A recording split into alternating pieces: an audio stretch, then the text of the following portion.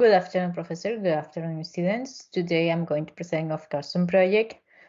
This team is the group 15 and it's Andrea Glenese and me, Priscilla Vargas. Next slide, please.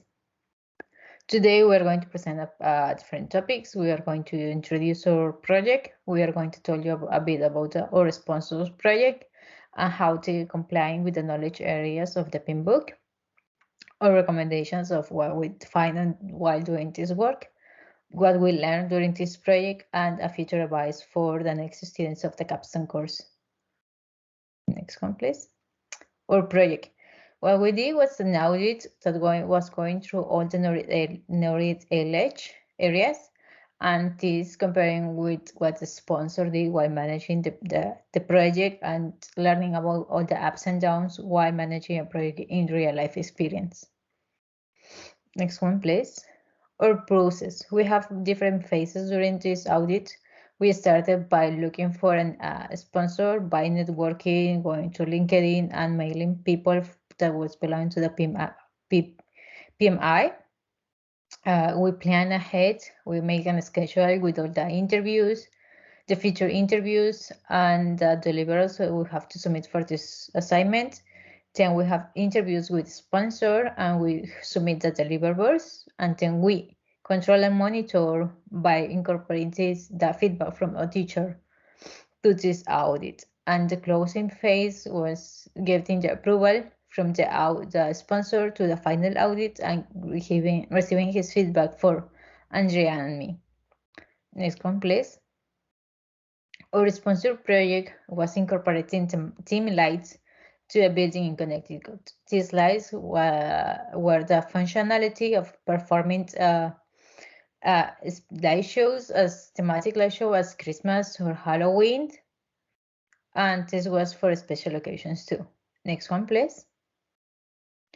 The project has different focus. The purpose of this project, as I mentioned, it was to perform thematic shows for different dates.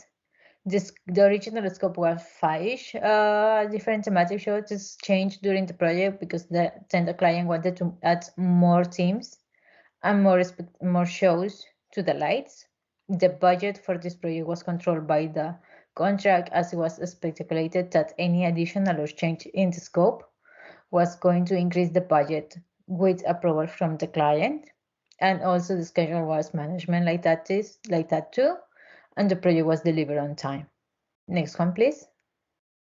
Our sponsor is Mario Laya. He's from Colombia and he's also from Latin America, as me and Andrea. This gives us an advantage because we had a common language, a part of English, and we were able to speak in Spanish. And he's also a member of the PMI and he's a lighting specialty designer. Next one, please. And now Andrea is going to talk about the knowledge areas. Thank you, Priscilla. The audit has been acted upon the sponsor project by comparing the use of the tools and techniques with his actual project.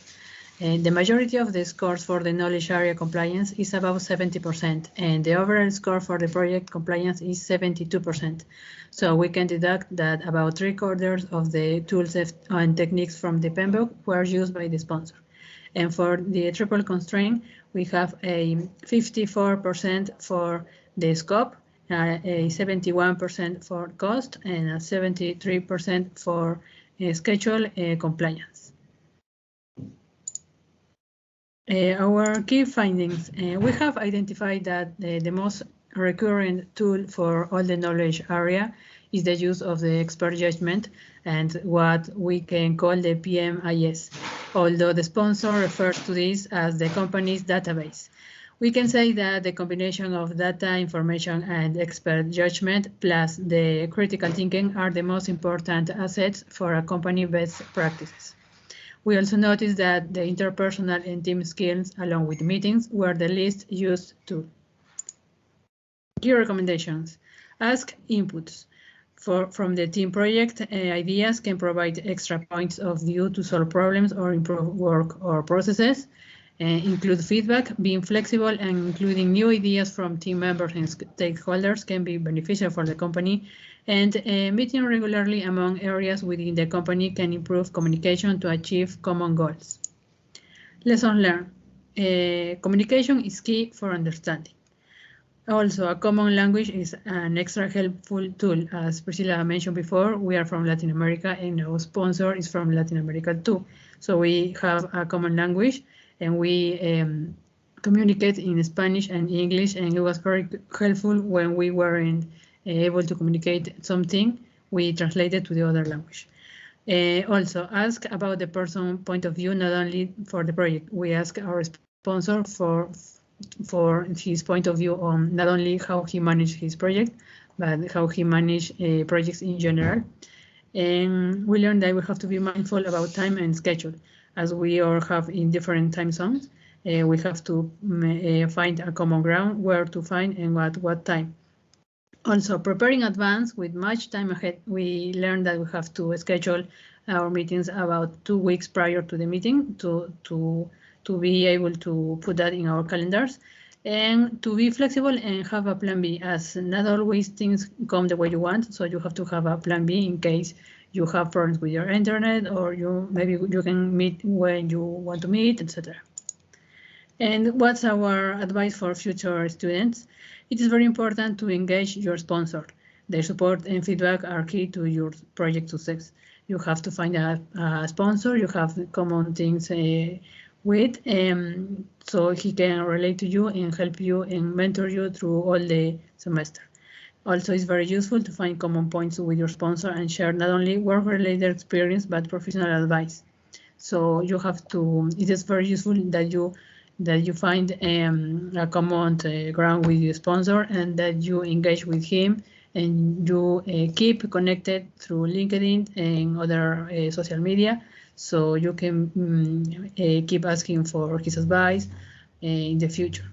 And it is very thoughtful that you ask smart and powerful questions, and your sponsor will appreciate the effort of formulating on-point questions and not be very vague or very general. So you will be saving time, his time and your time.